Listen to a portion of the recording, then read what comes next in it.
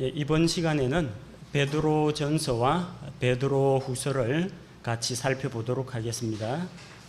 자, 이 베드로전서는 베드로가 쓴 편지입니다. 베드로의 첫 번째 일반 서신입니다. 그러니까 특별히 어떤 한 개인에게 보낸 것도 아니고 특정한 지역에 있는 지역교회에 보낸 것도 아니고 일반에 보내는 그런 편지입니다. 베드로전서에서 다루고 있는 기본적인 주제는 그리스도인의 고난에 대해서 많이 언급하고 있습니다.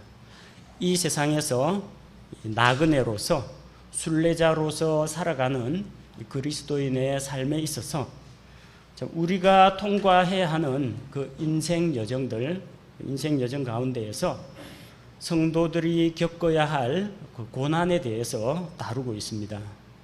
고난이라는 단어가 자주 나오는데 그 고난 가운데에서 6번은 예수 그리스도의 고난에 대해서 다루고요. 10번은 성도들의 고난에 대해서 다룹니다. 곧 예수 그리스도께서 당하신 그런 고난이 너희에게도 있다.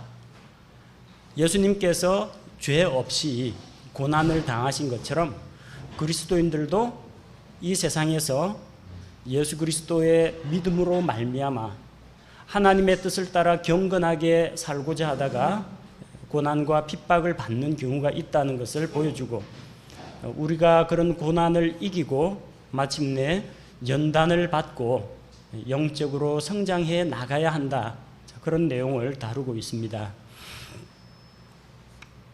베드로 전후서라는 이 이름은 성경 기록자인 베드로로부터 따온 것입니다. 이 베드로는 예수님의 12 제자 가운데 한 명이었습니다. 예수님에게 있는 12 제자 가운데에서 성경 기록자로 쓰임을 받은 사람이 3사람이 있습니다. 자, 마태가 있고요. 마태복음, 그리고 요한복음, 요한 1서, 요한 2서, 요한 3서, 요한계시록. 베드로의 경우에는 베드로전서와 베드로후서를 기록한 사람입니다. 특별히 이 베드로는 주님께서 부활하신 이후에 예수 그리스도의 양무리를 치도록 주님께서 사역을 맡긴 그런 인물입니다. 내가 나를 사랑한다면 내 양을 먹이라, 내 양을 치라. 주님께서 베드로에게 그렇게 친히 부탁을 하셨습니다. 따라서 그 주님의 부르심을 받고 베드로는 바로 이런 목회 사역을 하게 된 것입니다. 자, 우리가 알고 있는 성경 기록자, 성경에 나오는 예수 그리스도의 사도들 가운데에서 베드로 사도, 요한 사도, 그리고 바울 사도는 독특한 그런 이름을 가지고 있습니다. 우리가 알다시피 바울은 갈라디아서나 로마서나 이런 걸 통해서 볼 수 있는 점이 믿음을 강조했습니다. 예수 그리스도의 믿음으로 말미암아 의롭게 되는 그 길을 제시하고 있습니다. 바울이 제시하는 하나님의 은혜로 믿음을 통해서 구원을 받는 이 교리를 전파했는데, 그래서 바울을 가리켜서 믿음의 사도라고 부릅니다. 요한은 요한복음이나 요한서신을 통해서 살펴보면은 사랑에 대해서 이야기하고 있습니다. 하나님께서 세상을 사랑하신 그 사랑, 그리고 예수 그리스도께서 자기의 제자, 자기의 몸인 교회를 사랑하시는 것과 또 그 사랑을 본받아서 요한일서에서 다루는 것은 하나님의 사랑으로, 예수 그리스도의 사랑으로 성도들이 서로 사랑해야 한다는 것을 보여주죠. 그래서 요한을 가리켜서 사랑의 사도라고 부릅니다. 이 베드로는 베드로전서와 후서를 통해서 고난당하는 그리스도인에게 소망이 있다. 우리 주 예수 그리스도로 말미암아 고난 가운데에서도 참고 견디고 인내하고 그로 말미암아 좋은 열매를 맺어 나갈 수가 있다는 것과 그 고난 뒤에 다가올 하나님의 그런 보상이 있다는 것을 제시하면서 낙심하지 말고 소망 가운데 거할 것을 권면합니다. 그래서 베드로를 가리켜서 소망의 사도라고 부릅니다. 각각 믿음, 소망, 사랑, 이 세 가지가 언제나 함께 할 것이라고 했는데, 이 중요한 주제들을 다루는 사도들이라고 기억하시면 됩니다.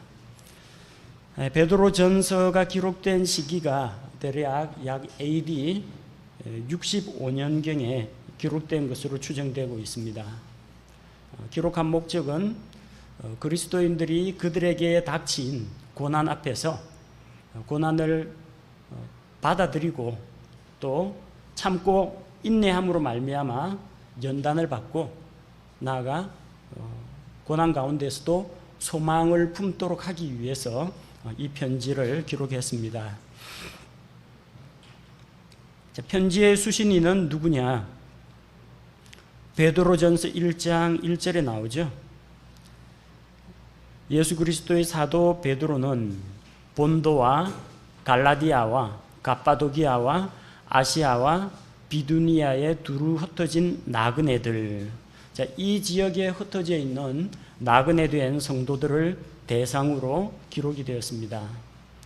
물론 이 세상에서 세계 곳곳에서 흩어져 있으면서 그들과 똑같이 세상으로부터 핍박을 당하면서 소망을 품고 살아가는 믿는 그리스도인들을 대상으로 하시는 말씀이기도 합니다. 기록 장소에 대해서는 보통 두 가지 입장이 있습니다. 베드로전서 5장 13절에 보면은 베드로전서 5장 13절, 이 편지가 어디에서 기록이 되었느냐? 너희와 함께 선택받은 바빌론에 있는 교회가 너희에게 문안하고 내 아들 마가도 그리하느니라.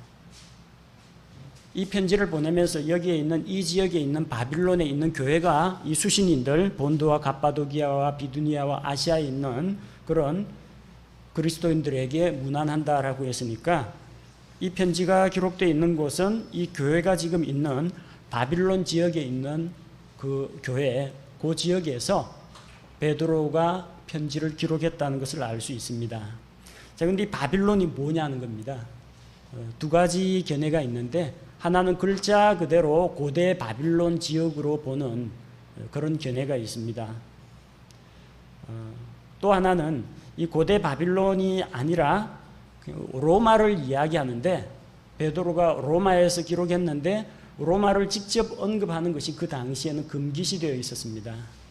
왜냐하면 로마에서 그리스도인들이 황제 숭배를 거부하고 또 이교도들은 좀 받아들이기 어려운 자기들만의 그런 신앙, 그런 종교 생활을 했기 때문에 로마를 직접 언급하는 것을 이제 피하고, 이 로마가 저 사악한 고대 바빌론, 바로 그것의 후신이다, 그렇게 생각하고 로마라는 말 대신에 그냥 암호처럼 그냥 로마를 영적인 바빌론으로 간주하고, 로마라는 그런 실명 대신에 바빌론이라는 이름을 사용했다, 그런 견해가 있습니다.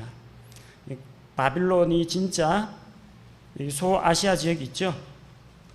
옛날 티그리스 유프라테스 강 그 아래쪽 고대 바빌론의 점령 지역이었던 그 지역을 말한다는 그런 견해와, 바빌론과 같이 하나님을 반역하고 이 사악한 로마를 가리킨다, 그런 두 가지 견해가 있습니다. 특히나 로마 가톨릭 쪽에서는 베드로를 가리켜서 초대 교황으로 꼽고 있죠. 로마 지역에 있는 그 지역에 있는 종교 지도자 베드로가 로마에서 사역을 했고 그 지역에서 대주교 초대 교황으로 활동했다, 가톨릭에서는 그렇게 가르칩니다. 그래서 이 바빌론을 로마라고 해석을 하고 로마에서 편지를 썼을 것이다, 그렇게 추정을 합니다. 그러나 우리 성경 신자들이 가지고 있는 보편적인 믿음이 무엇입니까? 성경 말씀은 글자 그대로 읽어도 문맥상 전혀 문제가 없다면 1차적으로는 문자적 해석이 영적 상징적 해석보다 우선한다, 이런 입장을 취하고 있습니다. 따라서 이 바빌론을 글자 그대로 읽는다고 해서 전혀 문제가 되지 않는다는 겁니다. 자, 베드로전서 5장 13절에 보니까 바빌론에 누가 있어요? 베드로도 있고 내 아들 마가도 함께 있다는 걸 보여줍니다. 그런데 비슷한 시기에 AD 65년경이면은 이 디모데 후서 기록될 그 당시입니다. 디모데 후서 4장 11절에 보니까 바울이 뭐라고 합니까? 바울이 디모데에게 편지를 보내면서 부탁하기를 마가를 데리고 로마로 좀 보내달라고 합니다. 마가를 데리고 로마로 오라고 합니다. 바울은 지금 재판을 통해서 형이 확정돼 가지고 감옥에 갇혀 있습니다.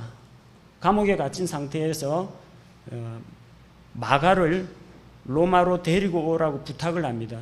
이 말은 마가가 지금 로마에 없다는 이야기입니다. 마가가 로마에 없어요. 근데 마가는 누구하고 있어요? 베드로하고 있어요. 베드로는 로마에 없다는 이야기입니다. 그러니까 베드로전서는 로마에서 기록한 게 아니라는 이야기입니다. 상징적 해석을 여기서 받아들이기 어려운 이유가 바로 이것입니다. 만약에 베드로가 로마에 있으면은 지금 디모데후서 기록하고 있는 바울이 로마의 옥중에 있는데 같은 사도로서 한 번쯤은 찾아갔겠죠. 교제를 했거나 아니면은 디모데전서나 디모데후서 기록하면서 바울이 최소한 베드로에 대해서 한 번쯤은 언급을 했을 겁니다. 근데 전혀 언급이 없다라는 이야기입니다. 자, 그런 측면에서 볼 때 우리는 문자 그대로 이 지역이 고대 바빌론 점령 지역이었다, 소아시아 지역이었다, 그런 사실을 이 성경 말씀을 통해서 검증을 할 수가 있습니다. 자, 베드로 전서의 전체적인 구성 내용을 살펴보도록 하겠습니다. 간단하게 개요만 알아보도록 하겠습니다. 베드로전서 1장 1절부터 25절 1장의 내용은 하나님의 구원에 대해서 이야기하고 있습니다.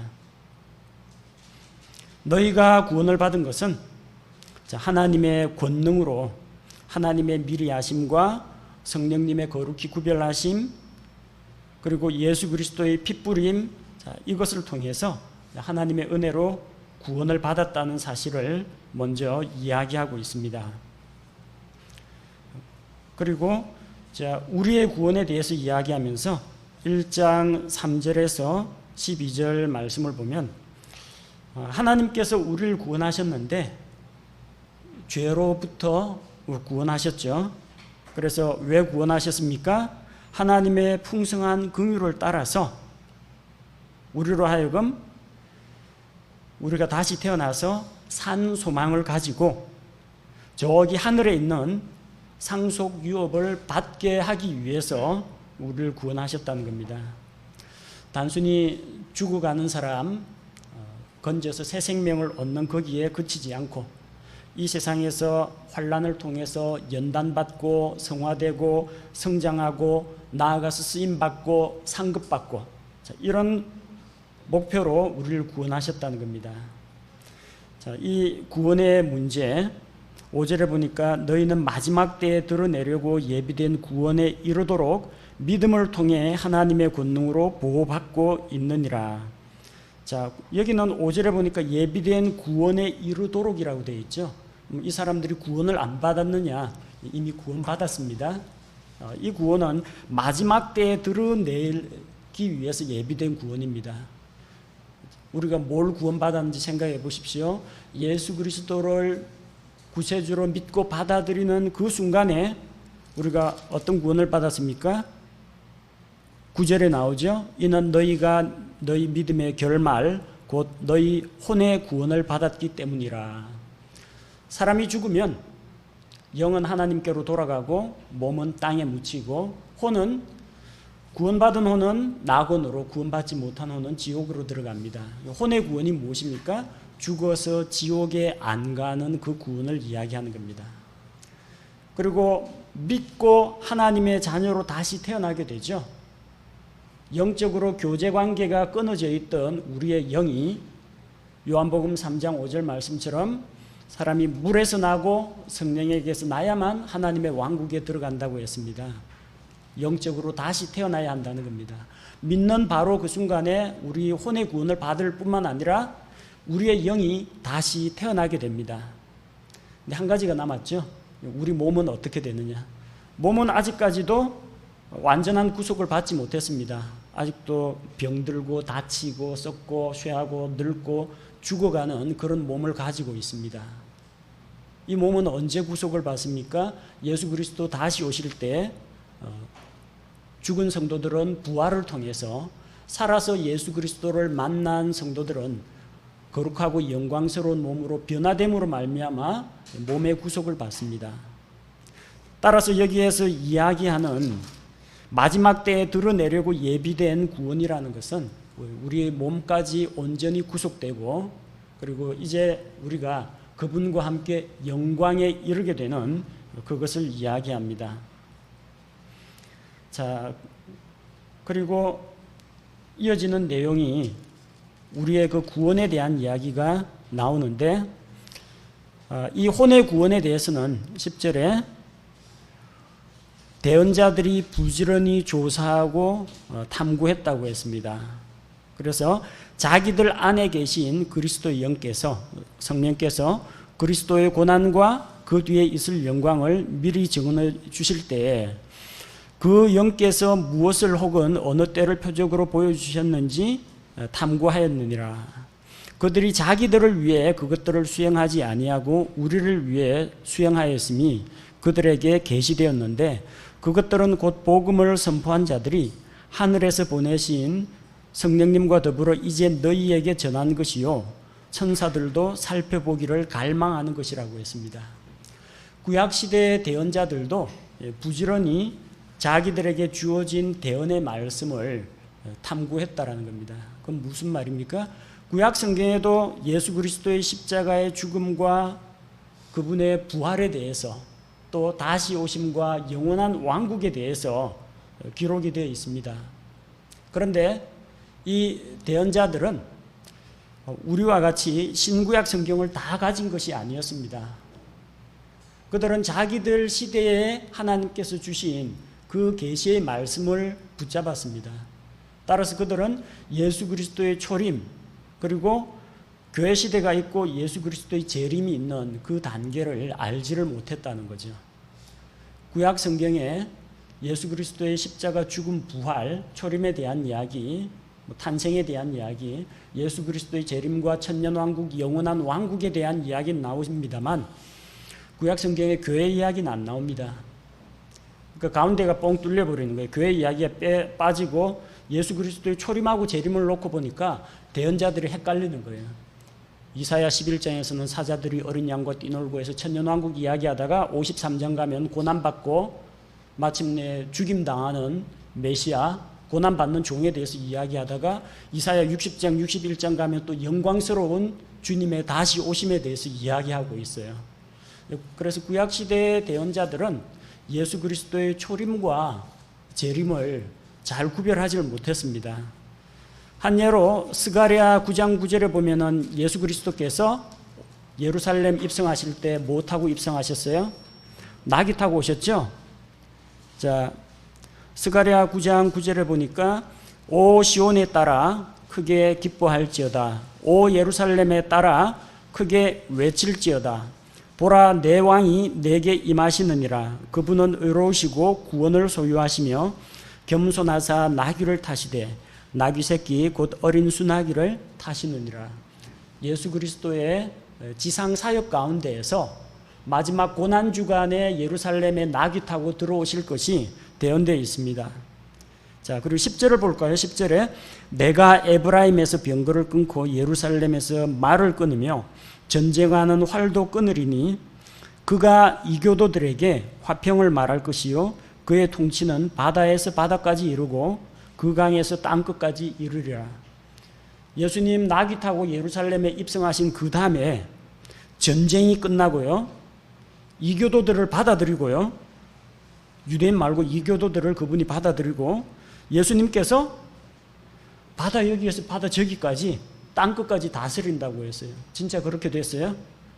십자가에 달려 죽으시고 부활하시고 승천하셨잖아요. 그러니까 10절 말씀은 뭐예요? 예수님 다시 오심과 관련된 이야기입니다. 스가랴 대언자는 이런 사실을 몰라요. 하나님께서 말씀을 주시니까 그 말씀 그대로 대언을 했는데 9절은 초림에 대한 이야기고 10절은 재림에 대한 이야기입니다. 또한 예수 그리스도에 대한 성경의 예언 가운데 예수 그리스도께서 오셔가지고 어떤 분으로 오신다고 했습니까?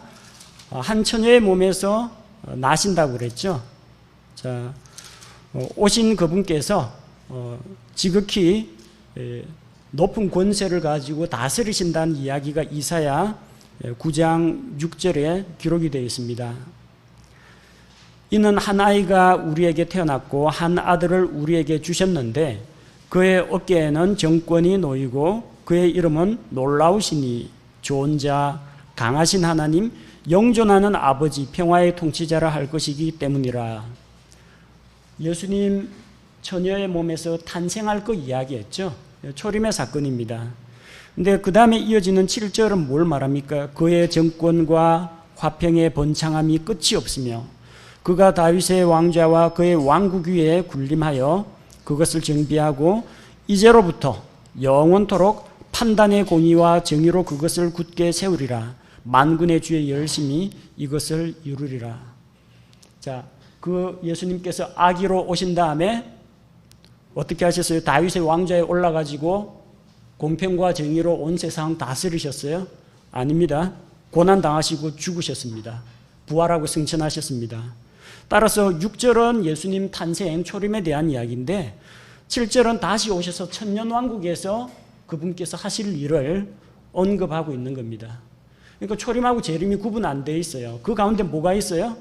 예수 그리스도의 십자가 고난의 그 죽음과 부활을 자기 것으로 믿고 받아들이는 교회, 신약교회 이야기가 들어가 있어야 돼요. 그래서 초림이라는 산봉우리, 재림이라는 산봉우리, 구약시대 대언자들은 그것만 봤지 그 두 사이에 있는 골짜기 교회 시대를 볼 수가 없었다라는 겁니다. 그들에게는 그게 가려져 있었습니다. 그걸 계시를 통해서 탐구하고 연구해서 알아낸 대언자들은 그렇게 많지가 않다라는 겁니다. 그리고 이 놀라운 구원의 신비는 하늘에 있는 천사들도 살펴보기를 원했다는 겁니다. 예수 그리스도의 고난과 죽음과 부활이 천사들에게는 그저 신기한 이야기입니다. 저 땅에 하나님께서 자기 형상대로 만든 사람들이 저렇게 다 죄에 빠졌는데 이거 어떻게 하나님 어떻게 하실 겁니까? 어떤 방법으로 구원하실 거냐는 거죠. 저 많은 사람들을. 그러나 예수 그리스도의 십자가의 단번에 죽으심으로 구원하는 겁니다. 희생물을 가지고 죄 없는 짐승의 희생물을 하나님 앞에 드려서 구원을 받는데 사람이 한둘이 아닙니다. 그리고 희생물은 계속 죄를 지을 때마다 죽이고 하는데 희생물이 살아나는 경우는 없습니다. 천사들은 예수 그리스도의 십자가 죽음과 부활 그 신비를 알지 못합니다. 왜냐하면 천사는 부활이 없습니다. 왜? 천사는 안 죽습니다. 죽지 않기 때문에 피 흘려 죽는다는 게 뭔지 부활한다는 것이 무엇인지 모릅니다. 그러나 우리 사람들은 죽기도 하고 예수 그리스도 부활하신 것처럼 같이 부활에 참여하기도 합니다. 그래서 하나님의 그 놀라우신 구원, 하나님께서 거룩하신 하나님께서 사람의 모습으로 세상에 내려가셔서 사람들의 모든 죄를 대신 다 담당하시고 단번에 죽으시고 그 피로 죄값을 지불하시고 또한 부활하셔서 그 피를 하나님께 바치고 사람들을 하나님과 화해하게 하는 이 예수 그리스도의 구원의 신비를 하늘에 있는 천사들도 살펴보기를 원한다는 것입니다. 자, 따라서 이제 우리가 예수 그리스도의 보혈로 또 그분의 말씀으로 구원을 받았다면은 1장 13절에서 25절에 나오는 말씀처럼 거룩하라, 거룩한 삶을 살아갈 것을 권고하고 있습니다. 우리가 이제 그런 과거의 헛된 행실 이런 것들로부터 구원을 받았는데 예수 그리스도의 피로 말미암아 구원을 받았고, 또 하나님께서 주신 이 복음의 말씀, 살아있는 씨앗, 이것으로 구원을 받았기 때문에 계속해서 변화되고 성장해 나가는 삶이 필요하다는 겁니다. 그래서 2장 1절부터 시작해서 3장 12절까지 이야기가 구원받은 그리스도인으로서 어떻게 살 것인가, 성도의 의무에 대해서 이야기하고 있습니다. 과거 죄인으로 살던 그 신분에서 우리 신분이 바뀌었습니다. 우리는 베드로전서 2장 2절 말씀처럼 다시 태어난, 새로 태어난 아기들입니다. 갓난 아이들 가치가 아니고 갓난 아이들로서, 새로 태어난 아기들로서 진짜로 하나님의 가정에 다시 태어난 사람들입니다. 자, 그래서 말씀의 순수한 젖을 먹고 영적으로 성장하라, 그런 말씀과 이제 우리가 예수 그리스도와 함께 2장 5절에 나오죠. 살아있는 돌들로서 영적 집으로 건축되어 나가라, 그런 말씀과 2장 9절 10절에 나오는 말씀처럼 우리 신분이 제사장, 거룩한 민족, 특별한 백성. 어디서 나온 거예요? 출애굽기 19장 5절 6절 모세 언약에서 나온 내용이죠. 하나님께서 이스라엘 백성과 세우신 그 언약, 그것이 신약 시대의 그리스도인들이 동일한 사명을 받았다는 겁니다. 제사장으로서, 거룩한 민족으로서, 특별한 백성으로서 이제 하나님의 영광, 그분께 대한 찬양을 선포하는 자들로 우리를 부르셨다는 겁니다. 그래서 세상에서는 나그네와 순례자로서 살되 우리를 대적하는 그런 육체의 정욕들을 삼가하고 거룩한 삶을 살아가야 한다는 것, 또 그를 위해서 그런 삶을 살아가는 데는 필연적으로 고난이 뒤따릅니다.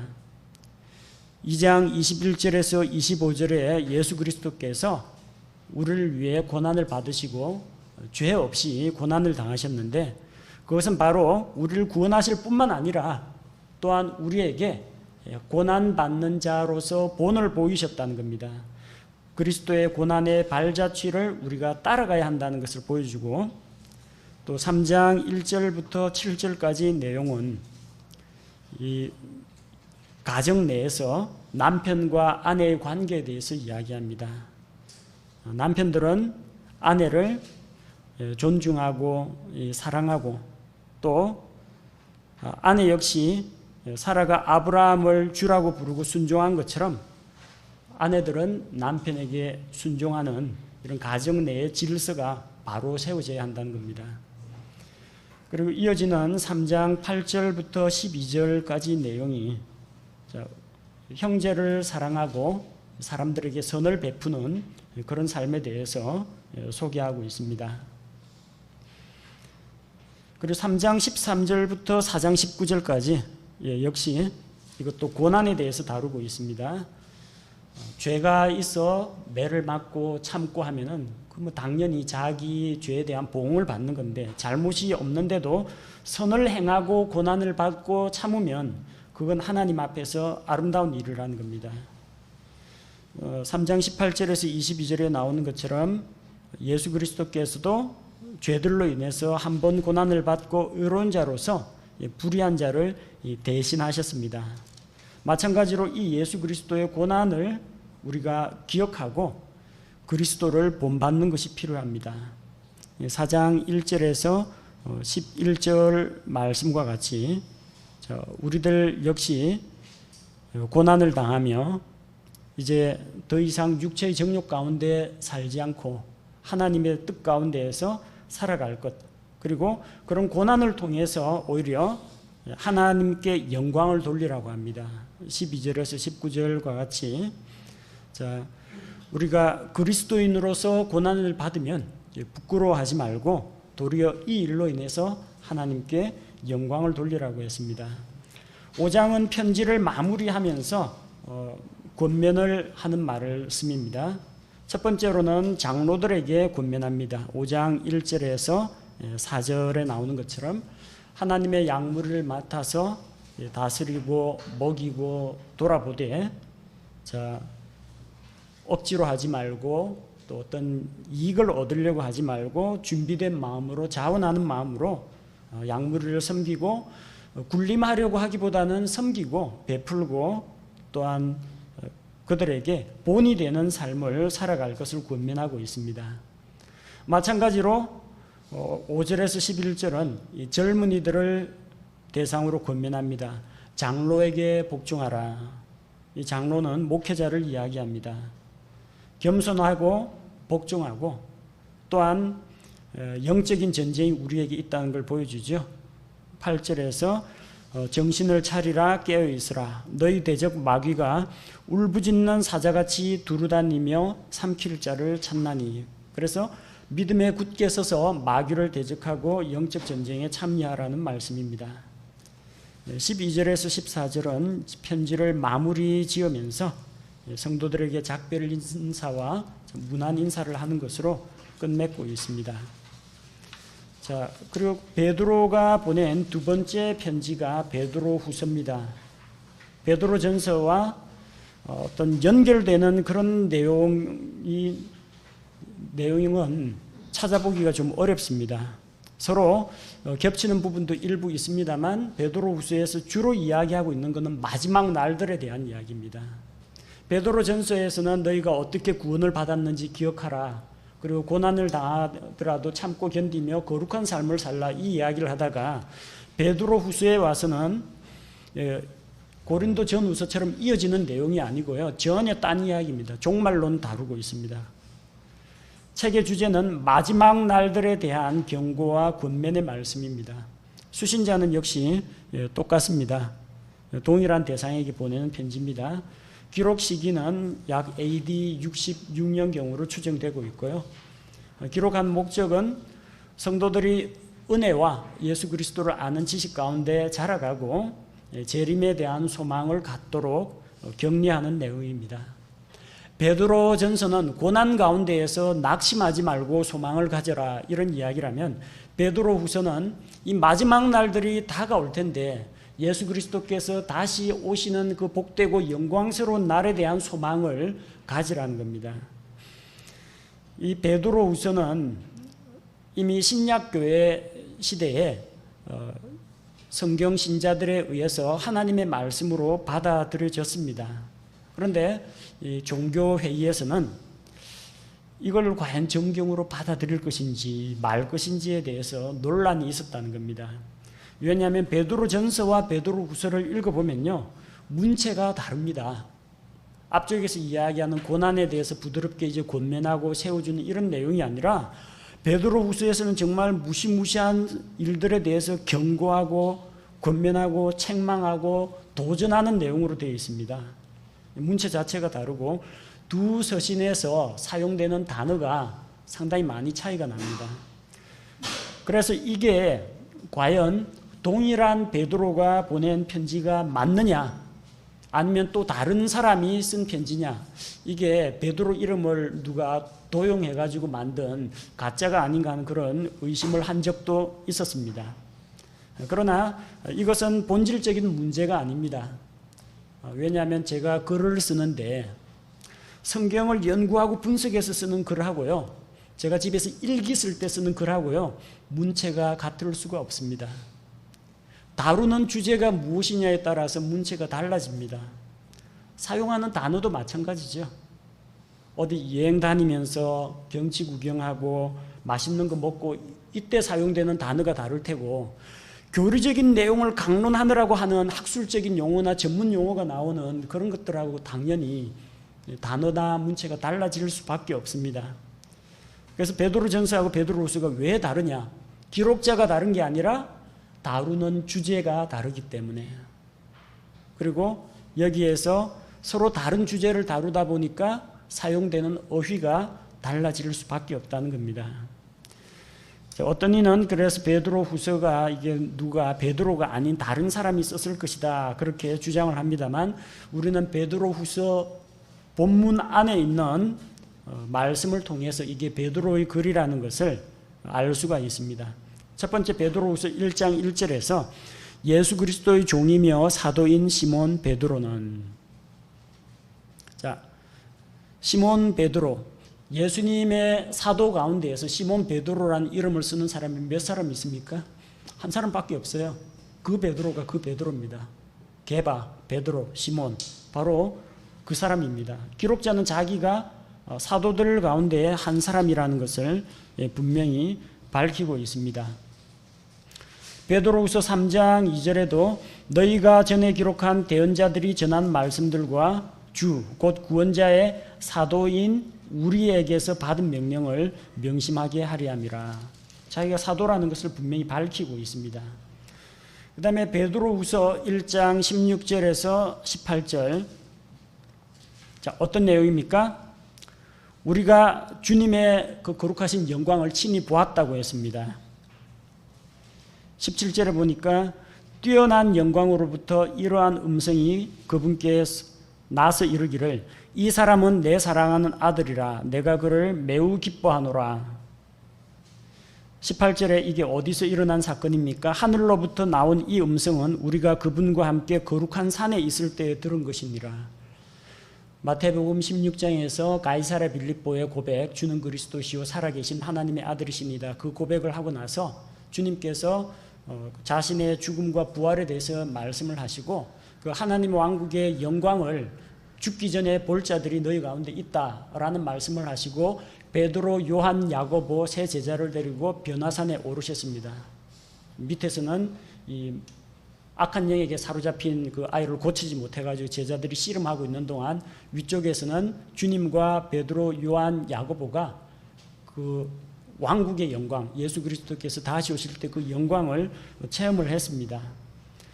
자, 그러니까 이 성경 기록자는 베드로, 요한, 야고보 세 사람밖에 안 데려갔습니다. 그 셋 중에 하나예요. 그 중에 베드로라는 이름을 쓰고 있는 사람은 이 사람밖에 없습니다. 나머지는 야고보하고 요한입니다. 또한 베드로후서 1장 13절에서 15절에 보면 14절에 나오죠. 이는 우리 주 예수 그리스도께서 내게 보여주신 것 같이 내가 모자나 반드시 나의 이 장막을 벗어야 할 줄 알기 때문이라. 이 육체의 장막을 벗는다는 건 죽는다는 이야기죠. 예수님께서 나에게 이미 말씀하신 것처럼 너는 나를 위해 순교할 것이다. 이걸 미리 알려줬어요. 예수님께서 너 순교할 것이다 라고 알려준 제자는 베드로밖에 없습니다. 요한복음 21장 18절 19절에서 내가 젊어서는 내 마음대로 띠뛰고 원하는 대로 갔지만 나중에는 사람들이 내게 띠를 띠고 원치 않는 것으로 내게 너를 데려갈 것이다. 그리고 이 말씀은 베드로가 어떠한 죽음으로 하나님께 영광을 돌릴 것인지 예수님이 미리 말씀하신 것이라고 기록하고 있습니다. 곧 예수님으로부터 순교할 것이라는 말씀을 직접 들은 사람은 베드로 말고는 없어요. 자, 그리고 베드로후서 3장 1절에 보면 사랑하는 자들아 내가 이제 둘째 서신을 너희에게 쓰노니 내가 이 두 서신 안에서 기억을 통해 너희의 순수한 생각을 일깨우고자 함은. 그러니까 베드로후서를 기록한 요 사람은 베드로후서가 둘째 서신이라고 이야기하고 있어요. 첫 번째 한번 서신을 보낸 적이 있다라는 겁니다. 이게 왜 따로 떨어진 서신이 아니라 앞쪽에 보낸 편지의 후속타라는 것을 보여줍니다. 그럼 뭐가 되겠어요? 이게 둘째 서신이니까 앞쪽에 베드로가 쓴 앞쪽 서신이 하나 있어야 되는 거예요. 베드로 전서가 있으면은 맞다라는 이야기입니다. 따라서 베드로 전서와 베드로 후서 두 가지가 모두 사도 베드로에 의해서 기록된 것이라는 것을 알 수가 있습니다. 자, 베드로 후서는 디모데 후서와 비슷한 측면들이 많습니다. 디모데 후서는 바울이 죽기 전에 쓴 것이고요. 베드로 후서 역시 기록자가 마지막으로 쓴 서신입니다. 두 서신 모두 성경의 영감에 대해서 다루고 있습니다. 디모데후서 3장 16절 모든 성경 기록은 하나님께서 영감을 통해 주셨다고 했죠. 베드로후서 1장에 나오는 1장 20절 21절에 나오는 말씀도 먼저 이것을 알라 성경 기록의 대언은 결코 어떤 사적인 해석에서 나지 아니하였나니 대언은 옛적에 사람의 뜻으로 말미암아 나오지 아니하였고 오직 하나님의 거룩한 사람들은 성령님께서 자기들을 움직이시는 대로 말하였느니라. 성령님께서 그들을 움직이시는 대로 그들이 말하고 이 말씀을 기록하였지, 대언자들이 자기들의 어떤 자기 자신의 의지나 자기 자신의 지식으로 성경을 기록하지 않았다는 겁니다. 영감을 통해 주신 말씀이라는 거죠. 똑같은 내용이 디모데후서와 그리고 베드로후서에 같이 기록이 되어 있습니다. 자, 디모데후서 3장에서도 마지막 때에 거짓 교사들이 일어날 것에 대해서 이야기하고 있고, 베드로후서 2장에서도 성도들의 믿음을 파괴시키는 거짓 교사들에 대해서 경고하는 말씀이 기록이 되어 있습니다. 두 기록자 모두 자기가 순교당할 것을 알고 있었습니다. 베드로후서 1장 13절에서 15절, 자기가 육신의 장막을 벗을 것이라는 것을 기억하고 있고, 또 디모데후서 4장 6절에서도 바울 역시 이제 나의 떠나갈 기약이 가까웠다라는 것을 자기 스스로 알고 있습니다. 자, 그래서 어떤 사람이 생애 마지막에 성도들에게 편지를 쓴다. 물론 하나님께서 그에게 말씀을 주셔서 기록을 하시겠지만, 바로 그런 상황에서 쓰게 된다면 정말로 꼭 명심해야 될 중요한 내용을 기록할 것이라는 것을 우리가 짐작할 수가 있습니다. 디모데후서도 중요하고 베드로후서도 중요한 내용을 담고 있습니다. 자, 베드로후서에서 이야기하는 것들, 우선 1장을 보면 1장 1절에서 4절, 하나님의 권능으로 우리가 구원을 받은 것에 대해서 이야기하고 있습니다. 자, 하나님께서 우리를 구원하셨는데 우리로 하여금 하나님의 성품에 속한 모든 것들을 물려받고 그 본성에 참여하는 자가 되게 하겠다 약속하셨습니다. 그분의 신성한 권능이 생명과 하나님의 성품에 속한 모든 것을 우리에게 주셨다라고 했고, 4절에서는 정욕으로 인해 세상에 있게 된 썩을 것들을 피하여 하나님의 본성에 참여하는 자가 되도록 하셨다. 우리를 구원하신 목적, 죄 가운데에서, 형벌 가운데에서, 사망에서 건져내신 것은 우리로 하여금 생명을 얻게 하시고 더 나아가서 그 생명을 더 풍성히 누리게 하시며 하나님의 본성과 그분의 영광에 참여하는 자로 우리를 불러주셨다는 겁니다. 그 부르심에 합당하게 하나님의 자녀로서 우리가 성장해 나가야 하는데, 자, 믿음 안에서 자라는 과정이 5절에서 12절까지 기록이 되어 있죠. 자, 어떻게 자라갑니까? 너희 믿음의 덕의 지식을, 지식의 절제, 절제의 인내, 인내의 경건, 경건의 형제의 친절, 사랑. 자, 이것을 더하라는 것입니다. 제일 처음 출발은 믿음으로부터 출발합니다. 믿고 구원을 받은 다음에, 그 다음에 덕이나 지식이나 이런 것들이 따라오게 되죠. 마지막 마무리 완성은 뭘로 합니까? 사랑은 모든 것을 포용하고 감싸고 또 완성시키는 것입니다.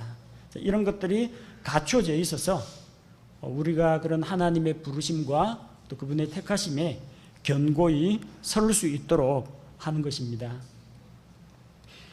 그리고 13절에서 15절은 사도 베드로가 순교하게 될 것에 대해서 이야기하고 있고, 16절에서 21절에서는 하나님의 말씀이 확실하다는 것을 보여줍니다.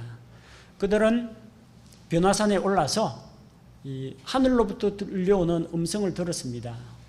신비한 체험이죠.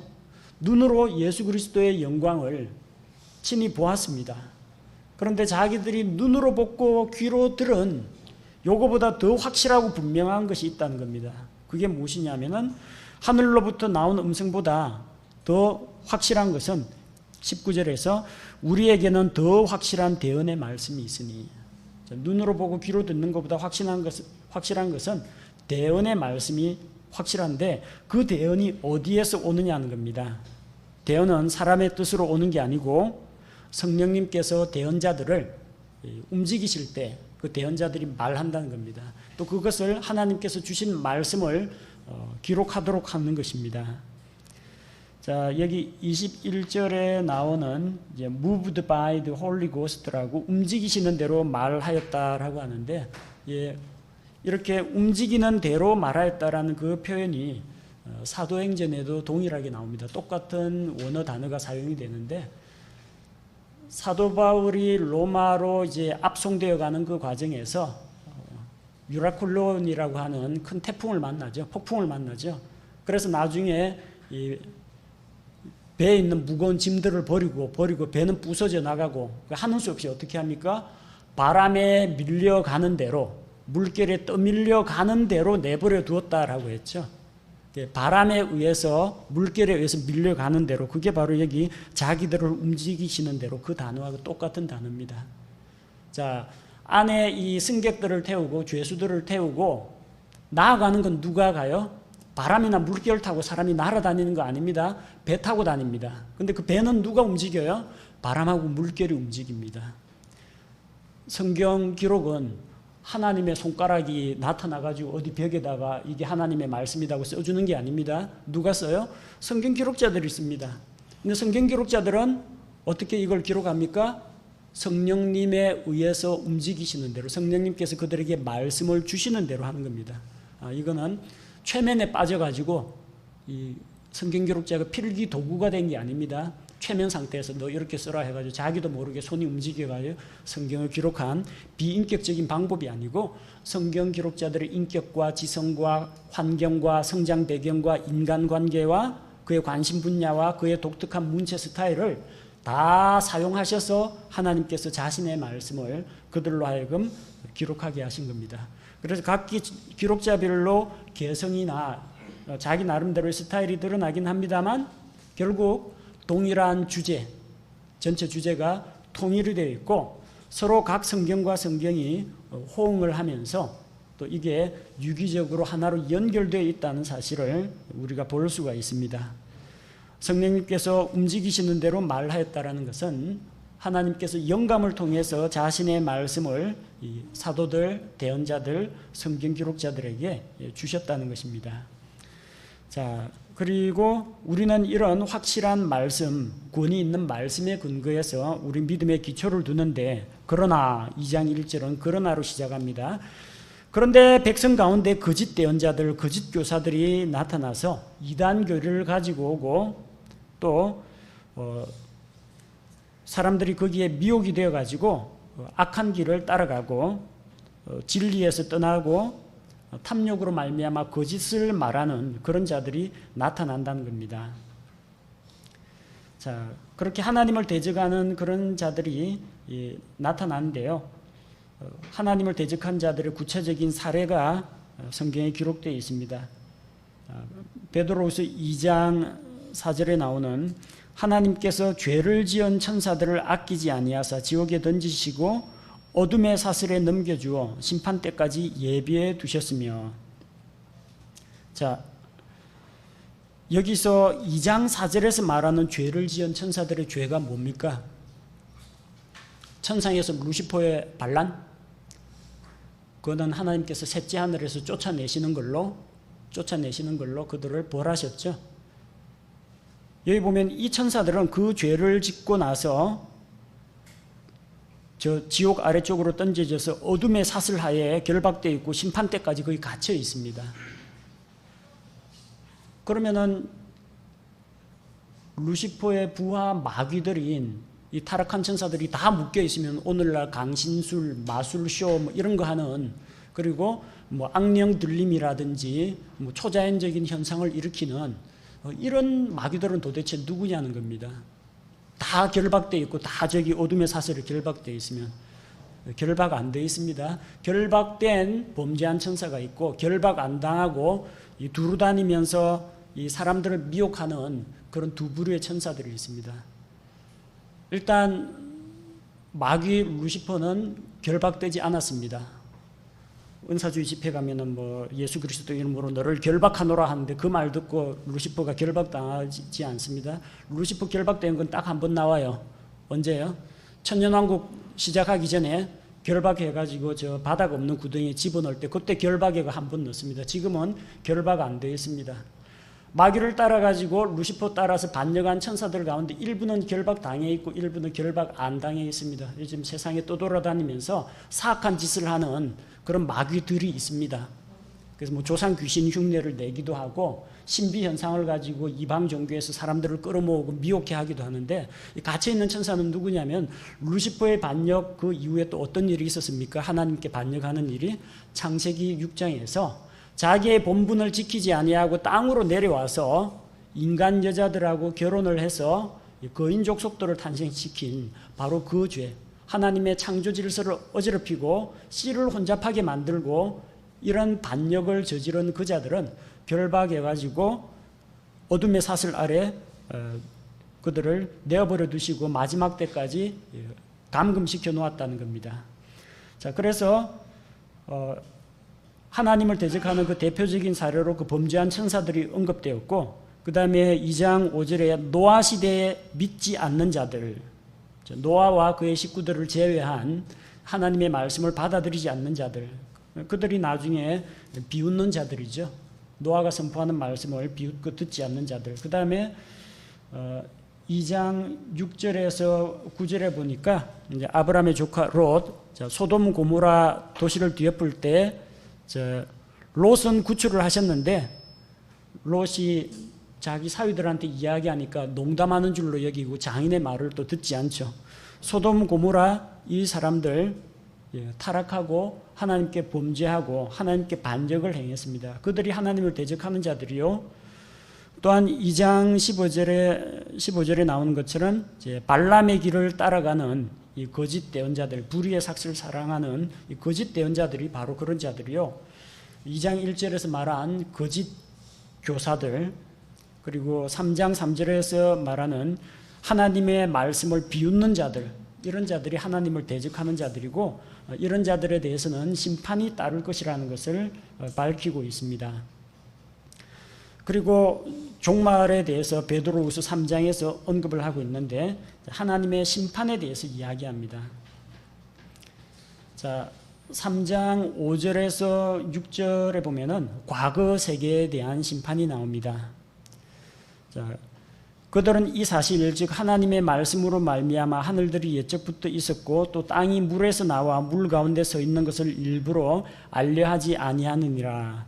그것으로 말미암아 그때 있던 세상은 물의 넘침으로 멸망하였을 때. 이 구절에 대해서도 입장이 두 가지입니다. 자, 이전에 있던 그 세상이 물의 넘침으로 멸망하였다. 성경에 명시적으로 기록된 게 어디에 있습니까?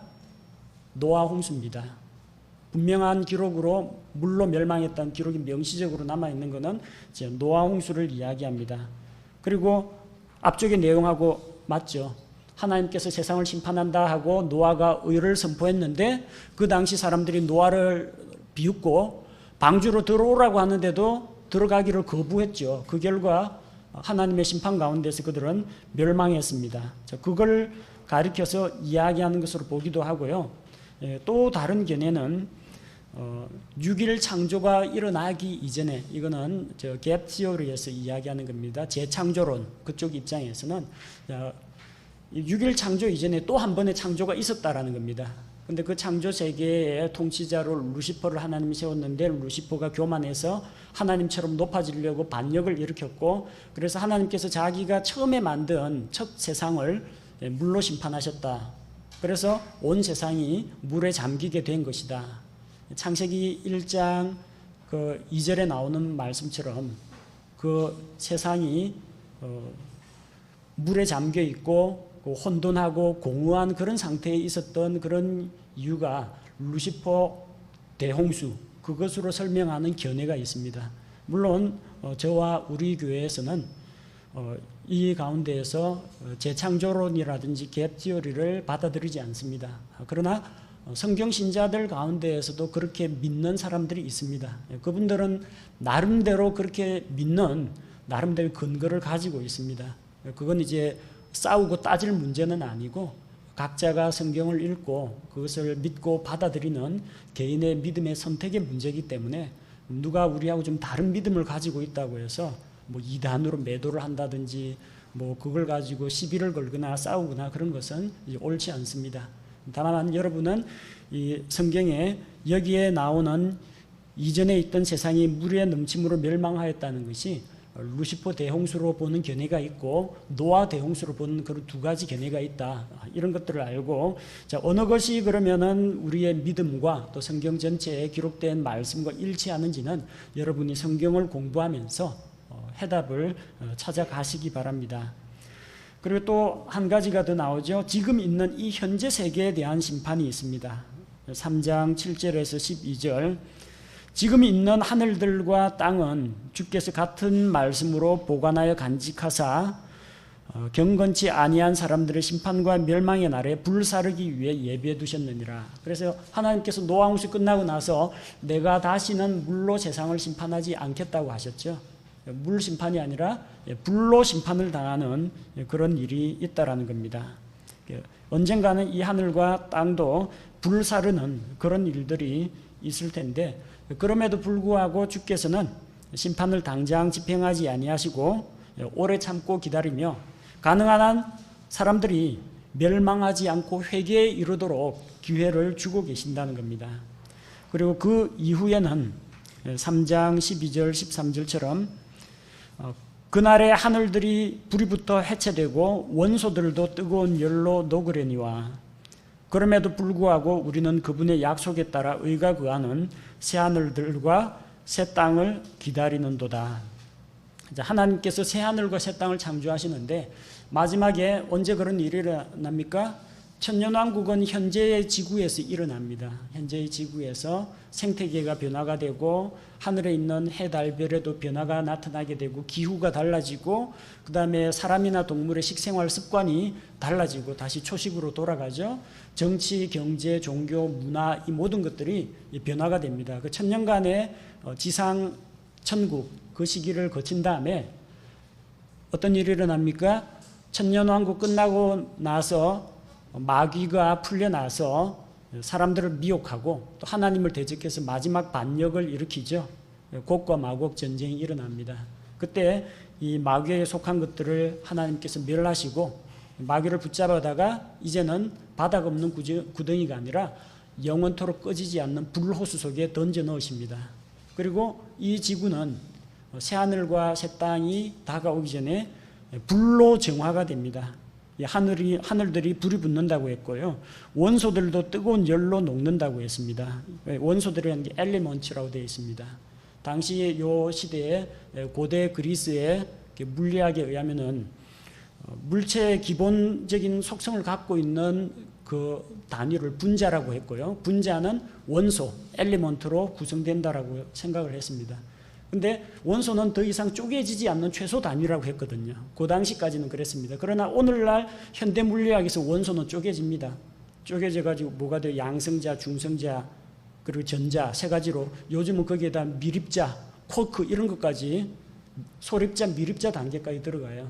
그래서 그 원소가 분해가 되기도 하고 결합하기도 합니다. 고열에 의해서 핵 분열 반응이라든지 핵 융합 반응이라든지 그런 게 일어나거든요. 그래서 원소들도 뜨거운 열로 해체되고 녹는 일이 일어난다는 겁니다. 거의 뭐 대폭발과 불로 인해 가지고 요한계시록에 나오는 것처럼 이전 하늘과 이전 땅은 간 곳이 없고 주께서 새 하늘들과 새 땅을 다시 창조하신다고 했습니다. 그래서 그 다음부터는 이제는 영원한 세계가 시작이 되는 겁니다. 자, 이 모든 것들이 다가 온다. 그런 걸 볼 때 어떻게 해야 되겠습니까? 이런 것들을 바라볼 때 흠도 없이 점도 없이 우리가 주님 앞에 설 수 있도록 화평 중에 그분 앞에서 발견되도록 그렇게 자신을 준비하고, 또한 이 사악한 자들의 그런 오류에 끌리지 말고 오직 예수 그리스도의 은혜와 또 주님의 은혜와 그분의 지식 가운데에서, 그리스도를 아는 지식 가운데에서 바르게 성장하는 것이 우리 성도들에게 필요하다는 것입니다. 따라서 이 땅에서 살아가는 나그네와 행인 같은 너희를 권하는데, 너희가 예수 그리스도의 피로 구속받았으면 이제는 이전 행실을 버리고 말씀의 순수한 저절을 통해서 자라가고 고난 가운데 참고 소망을 가지며 이 세상이 사악하게 변하고 진리를 거스리는 그런 거짓 교사들이 나타나고 할 때 마지막 때가 가까운 줄 알고 정신 차리고 깨어서 근신해서 주께서 우리를 영광 가운데로 데려가실 그날까지 우리가 그분 앞에서 흠없이 순전하게 성장할 수 있도록 하라고 권면을 하고 있습니다.